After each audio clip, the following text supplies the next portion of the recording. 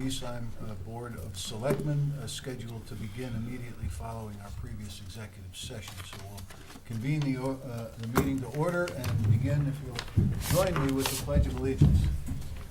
I pledge allegiance to the flag of the United States of America and to the republic for which it stands, one nation, under God, indivisible, with liberty and justice for all.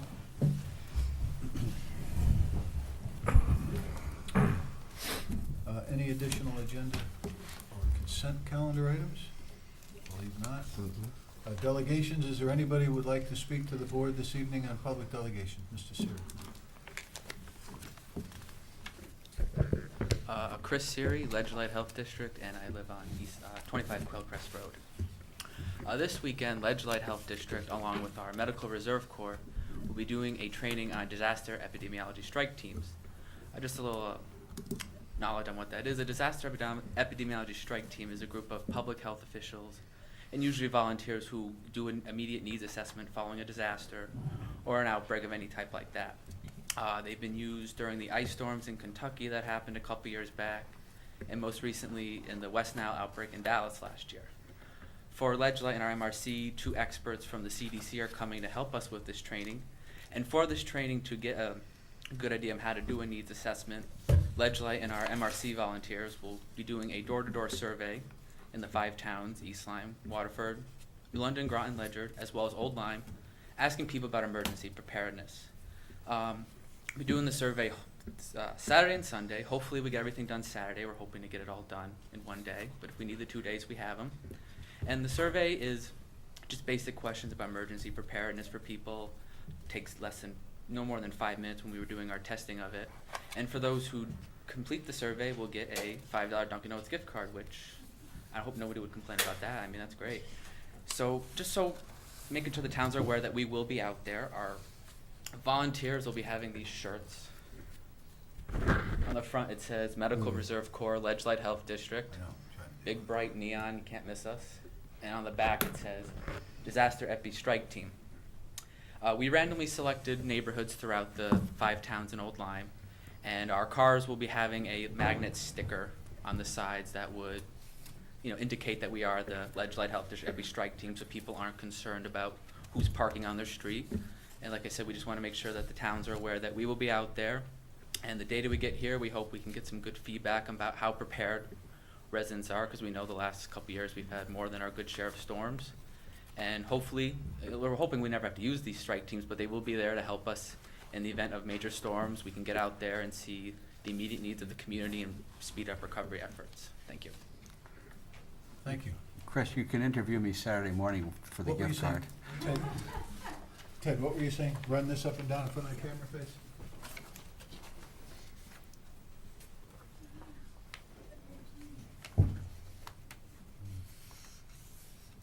Still a little blurry.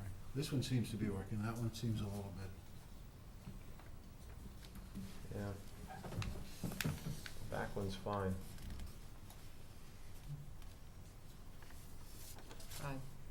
Looks better. Maybe we just want to use the back one instead. Just we can turn that a little bit and make that so that you can use just the back, right? Okay, yeah.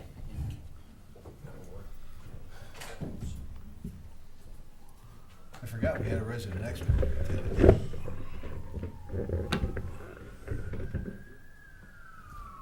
Any other people would like to speak under public delegations? Mrs. Wade. So you go to the other, you know how to do that? I think I do. Okay.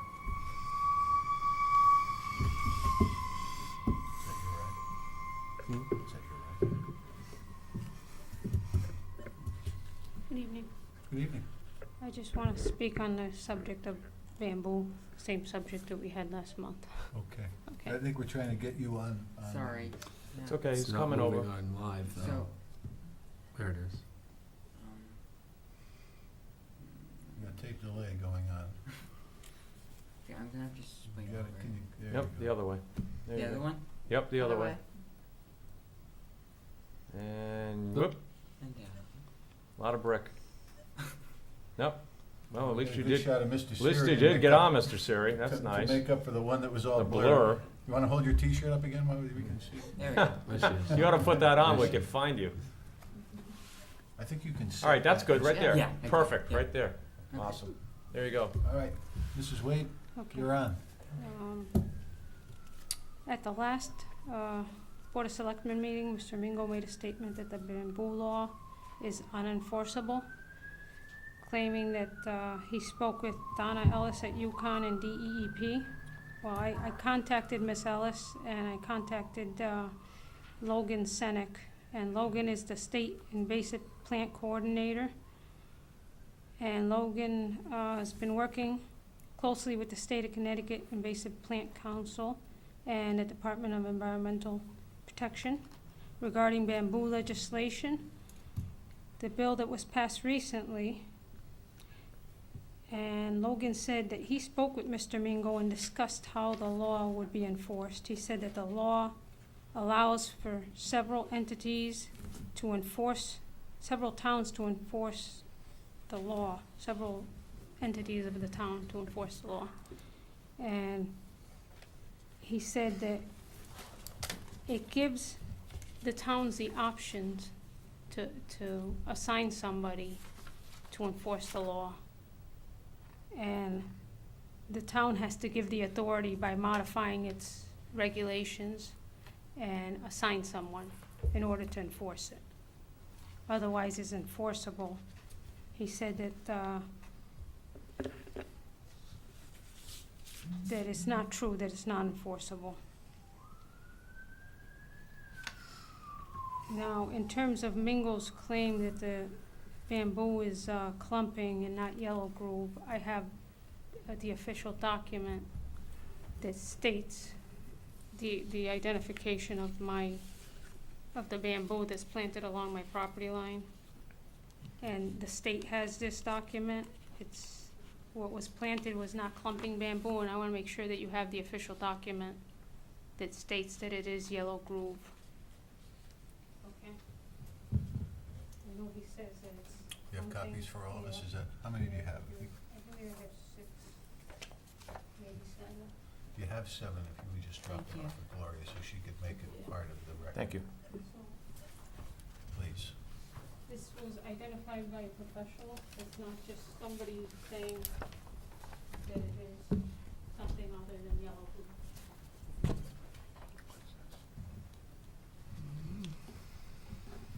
So, being that the plant is very destructive, and there's a lot of articles out there on it, and the state has investigated this,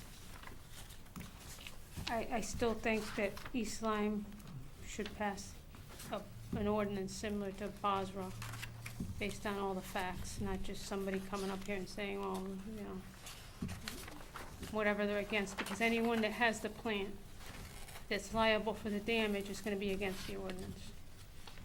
And if it was untrue, they would have no problem with a 40-foot setback. You know what I'm saying? If that plant didn't travel and destroy, then they would have no problem with someone proposing a law with a 40-foot setback. Thank you. Thank you. Thank you very much, Mrs. Wade.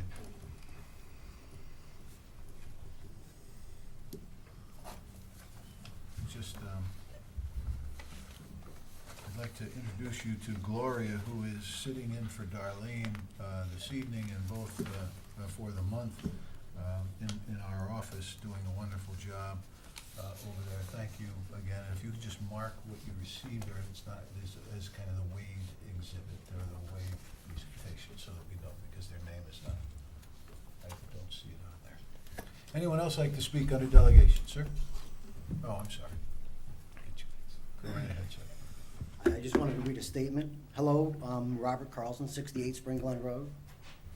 I own Carlson Lawn Care. I'd like to speak on 2 subjects. One is on the winter storm. I believe that tire chains on 2-wheel drive town trucks and some 4-wheel drive would be advisable in future large snowstorms. In the February storm, I had run into a truck about 9 a.m. Saturday morning, stuck at Fairhaven and Black Point Road. It had to wait to be pulled out. I believe the town should do better next on a storm this size. I also believe subcontractors planned ahead to assist and the next big storm would be a good idea. These contractors should be on standby just before a storm. This next statement is not intended to remove any current town services to town neighborhoods that currently have an existing service. In the late 1980s, I had worked for the Nebelongs, and one of the things we did back then was garbage pickup in McKinnon and Seebeck roads. These roads were not yet claimed by the town, so they would not get any of the town services until the road would pass all expectations. If the developers or any of the residents in the neighborhood wanted these services back then, the roads would need to meet town standards. These days, I believe the town policy has changed on new residential developments. They will do garbage pickup and recycle pickup, even though the town has not yet claimed the road. I believe this policy is a mistake on the town's behalf. If the town wishes to give these services as a courtesy, then they should give all services, not just certain ones.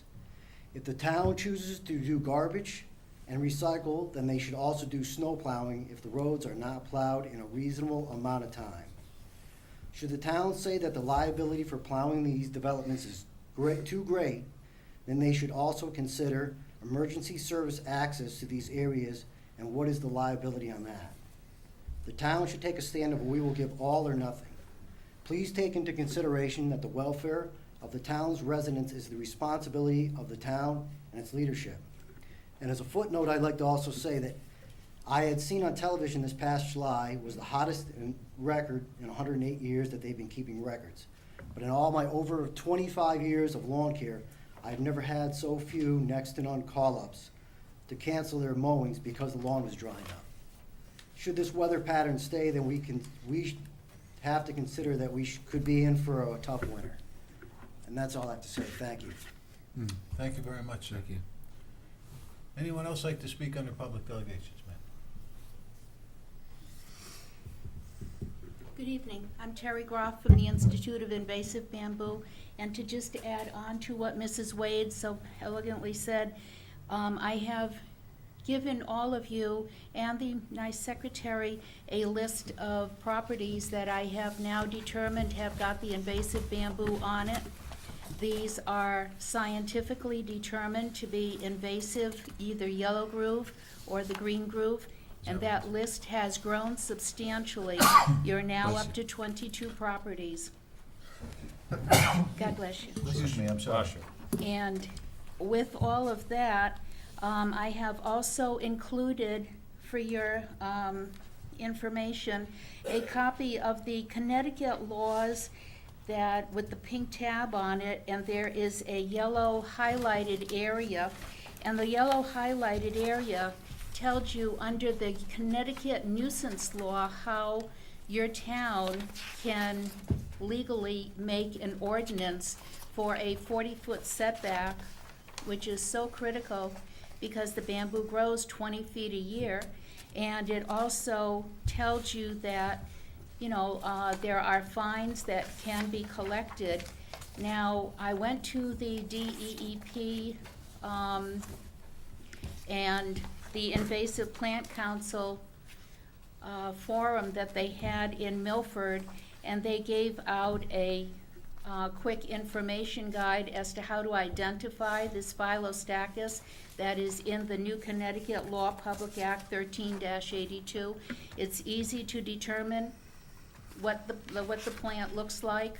Mr. Mingo was there. He did take the packet with him. And while I'm speaking about Mr. Mingo, he did state on television that the law is not enforceable. However, there were 18 lawyers on the Judiciary Committee that passed this law before it went on to the House of Representatives. And that's why we believe that the law is enforceable. Out of all the towns that I have been speaking to about establishing a 40-foot ordinance for a 40-foot setback ordinance, we've only heard one person say that it was not enforceable. Everybody else is interested in making the 40-foot minimum. Some are going in for a further setback than 40 feet so that they don't have to deal with this issue every 2 years. Some towns are saying that they don't want their tree wardens to do the serving of the notices about the invasion of the bamboo onto other people's private property. So they're doing it under the zoning enforcement officer, and one is doing it under the Conservation Commission officer. And the other thing that we are impressing upon everybody is to make sure in your ordinance that you have a provision, a stipulation that the rhizomes must be incinerated. They can't be dumped at the end of a cul-de-sac, because we're seeing way too much of that happening. There was a property in another town close by that they dug up the contractor dug up a 60-foot by 32-foot above ground. And from what we're seeing, that's a small invasion. And he was astounded that that was 14,000 pounds, that's 7 tons of sifted rhizomes that went into enclosed dumpsters to be taken to the incinerator. And how he knew the weight is because he has to pay for incineration by weight. So this gives you an idea of, a real small area that could be very catastrophic if it's dumped on public land anywhere, or dropped along the side of the road. And if you have any other questions, I'd be happy to answer them. Thank you. Thank you very much. Gloria, if you could mark those 2 documents from the Institute of Invasive Bamboo so that we know where they came from, please. Thank you so much. Anyone else like to speak under public delegations? Okay, hearing none. The next item would be the approval of minutes of the July 17th, 2013. So moved. But before we Huh? do, I just wondered, when I read through them, there seems to be some incompleteness to it, unless I didn't get all of them. It goes from, we have, Page 3 to page 5. yeah, and it goes from the motion passed to the resolution to somewhere in the middle of my report.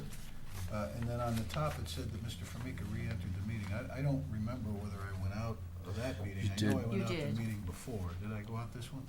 I know I went You out, did. I guess I recused myself. from it, Right. so I didn't. But if I did here, that's fine. But Yeah. it seems to be the 2D to the part I of my think that what report. happened was we only Two got and the four. odd-numbered Yeah. pages, not the Yeah. even-numbered. Yeah. Table. So it was probably originally done as a two-sided document. Okay, yeah. Uh, So, Why don't we Definitely. just table it and You get mind it back if- when we get it, you when we mind get if it we table complete? till That's fine. next time? So- Well, I would like to have an addition made, so if we could make the addition and then we could get the updated version with the correction. I guess that would require a motion, wouldn't it? Okay, I'll wait. Thanks. I guess you can you can write a note and leave it on the desk, because the minutes have not been made or approved, so if Right. you left a motion saying on what you received, or not a motion, but a notation on what you received. To correct it could be- prior. All right. I mean, I don't think that would. Yeah, so when it comes out right the Yeah, first time. Yeah. All right, I'll do that at the end of the meeting. I don't think that's fine, and then we still have to approve it.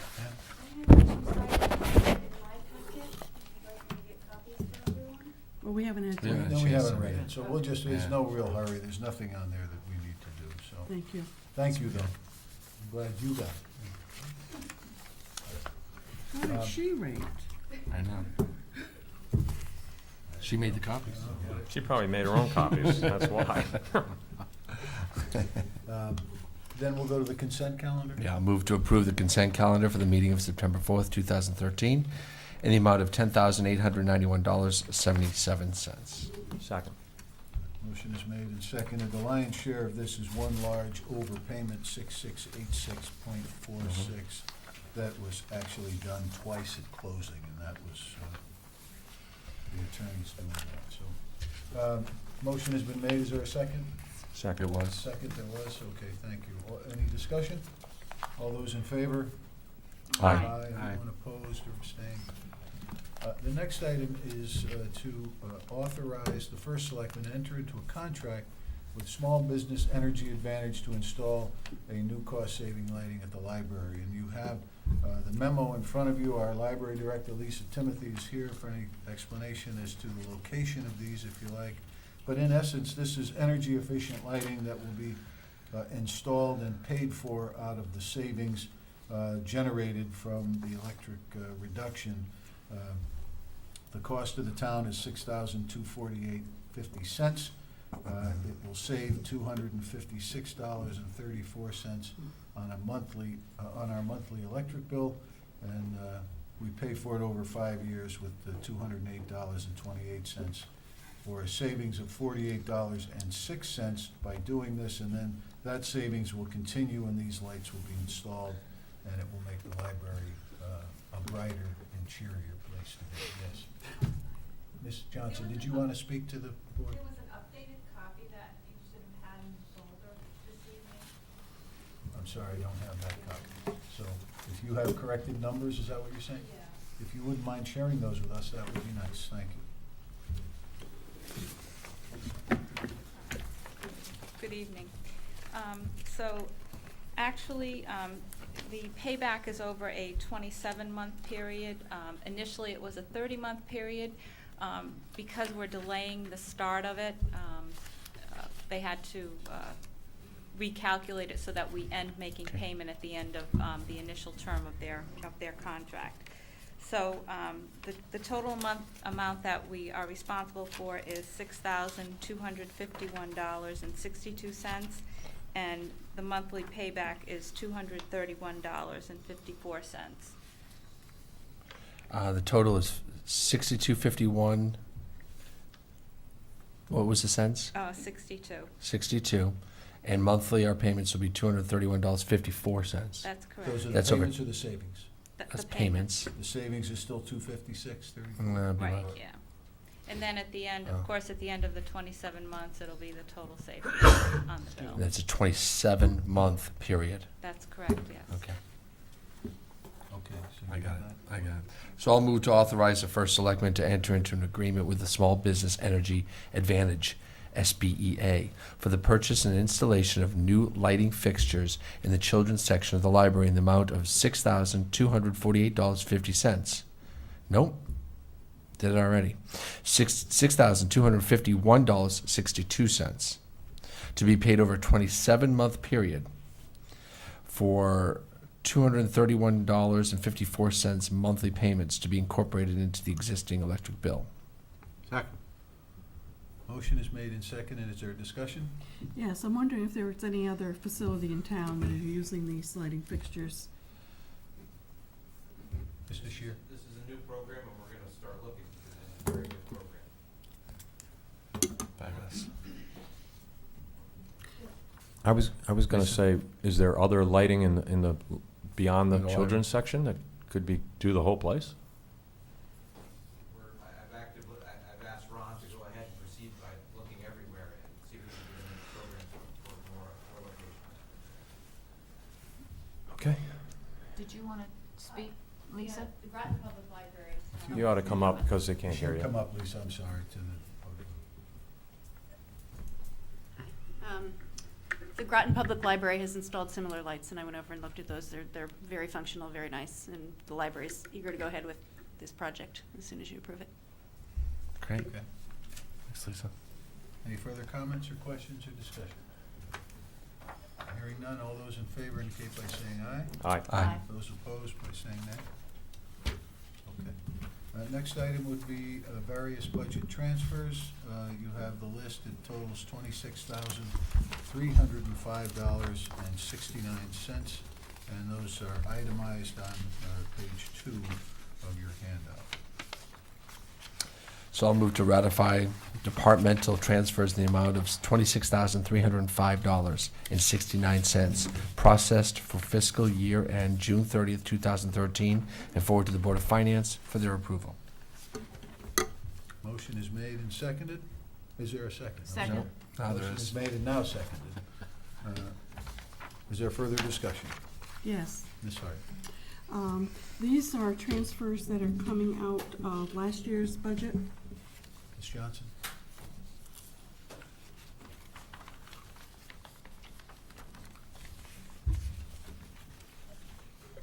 Yes, that's correct. Is there a deadline by state statute as to when we have to close the books and not continue to work with last year's budget? Actually, you have, technically you have 60 days from the end of the fiscal year to, pay any of your bills. And during that period of time, if, there are accounts where we do process transfers, So the end of the year was July 1, June 30th. June 30th. That's correct. So that It's deadline's a timing, passed. it's a timing issue.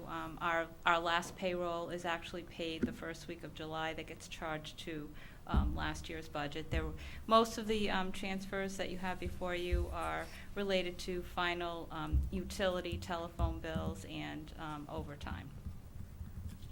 And the overtime were primarily in emergency services, and as you recall, we had some difficult storms during last fiscal year that put a drain on emergency service overtime accounts. Okay. I do have several questions about some of the transfers. Sure. If you wouldn't mind staying. On the first page under emergency management, we have a transfer from longevity and shift differential to telephone. I believe in the past we've been told that we cannot transfer out of salary accounts into general usage accounts. I think that was the other way around. It's to the longevity account. Okay, the top of it says from account to account.